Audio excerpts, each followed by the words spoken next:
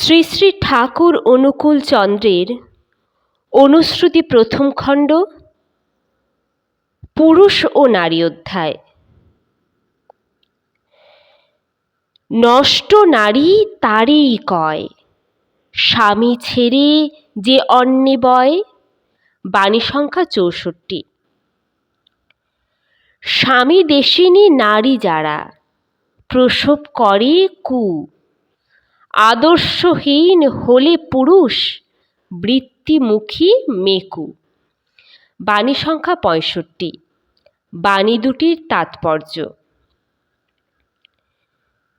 বিবাহ মানেই বিশেষভাবে বহন করা, যেখানে নারী কোনো শ্রেষ্ঠ পুরুষকে নিজের জীবনের অদ্বিতীয় অভিভাবক রূপে বরণ করে এবং আজীবন তার সমস্ত সত্তা সমস্ত সামর্থ্য দিয়ে সেই বরণীয় পুরুষকেই বহন করে, অর্থাৎ তাঁর পোষণ ও পরিচর্যায় নিজেকে সম্যকভাবে নিযুক্ত করে।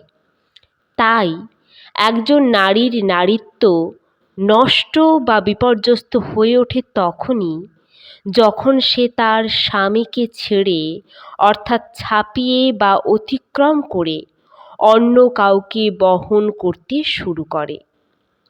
সিদ্ধান্তের এই দ্বিচারিতা তার প্রকৃতিদত্ত বৈশিষ্ট্যকে বিধ্বস্ত করে তার অস্তিত্বকেই নষ্ট করে তোলে। আর এই দ্বিচারিতা যেখানে প্রকট হয়ে প্রত্যক্ষভাবে আপন স্বামীর প্রতি বিরুদ্ধাচরণের আকার নেয়, সেখানে সেই ব্যভিচার তার গর্ভস্থ সন্তানের সংস্কারগুলিকেও অনুরূপভাবে প্রবাহিত করে তাকেও বিকৃতি দুষ্ট করে তোলে। আবার নারীর ক্ষেত্রে যেমন তার স্বামী একজন পুরুষ মানুষের জীবনে, তেমনি তার ইষ্ট বা আদর্শ।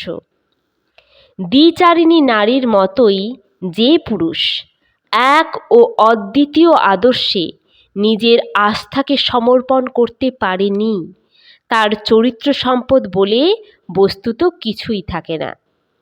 ব্যক্তিত্বটি তার মেকু, অর্থাৎ অসৎ, কপটপূর্ণ ও কৃত্রিম হয়ে থাকে।